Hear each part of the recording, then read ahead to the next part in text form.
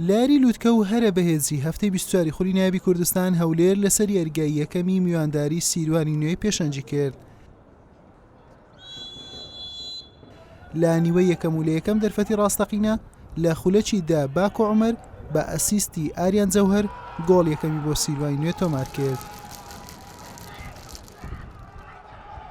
باکۆ ئەم دەرفەتەشی بۆ گۆڵی دوم بۆ ڕەخسا لە دەستیدا.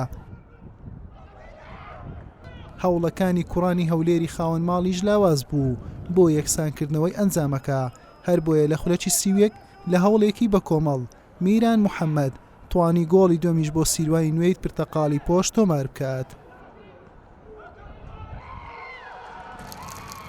دوای تێپەڕبوونی کەمتر لە 2 خولەک بەسەرم گۆڵە ناوبژیوان لێدانێکی سزای بۆ هەولێری میواندار ئەژمار کردو. تاڵب ڕەقیب سەرکەوتوانە جێبەجێ کرد و گۆڵ یەکەمی بۆ هەولێر تۆمار کردو. جیاوازەکەی بۆ گۆڵێک کەم کردەوە. لە نیوەی دووەم یاریەکە سیروانی نوێ بە لێدانێکی بەهادیم بەکرو 3 دەرفەتی مەترسیداری باکۆ عومەر هەڕەشەی لە گۆڵی هەولێر کرد بۆ تۆمارکردنی گۆڵی زیاتر و مسۆگەرکردنی ئەنجامەکە. هەولێریش دەستەوەستان بوو، هیچ چارەسەرێکی پێ نەبوو بۆ گۆڵی یەکسانی، هەر بۆیە یاریەکە بە 2 گۆڵ بەرامبەر گۆڵێک بە سوودی سیروانی نوێ بە کۆتا هات.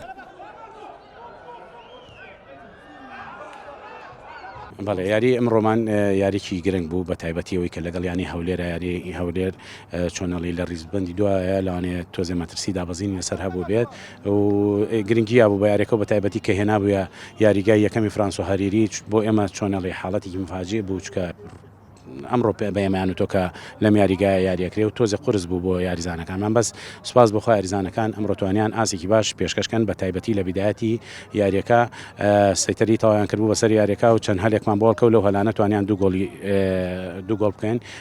ڕاستە لە شەوتیەکەمان لە تقریبن لە چارەکی ئەخیرا تۆزێ کێشەمان بۆ دروست بۆوان احتیمادیان کردە سەر تۆپی درێژ، بەس شەوتی دووەم بە هەمان شێوەوەکو فەرسە مەحەقەقە فەرسەی ئێمە زیاتر بوو و یاریزانەکان جەنگی ئەوەیان کرد کە لە ڕیزبەندی یەکەما بمێنەوە. سپاس بخوا ئەم سێ خاڵیش چۆ سەر خاڵەکانی تر و ئینشاءڵڵا ئەوەی تر نزیکە بینەوە لە نازناوەکە.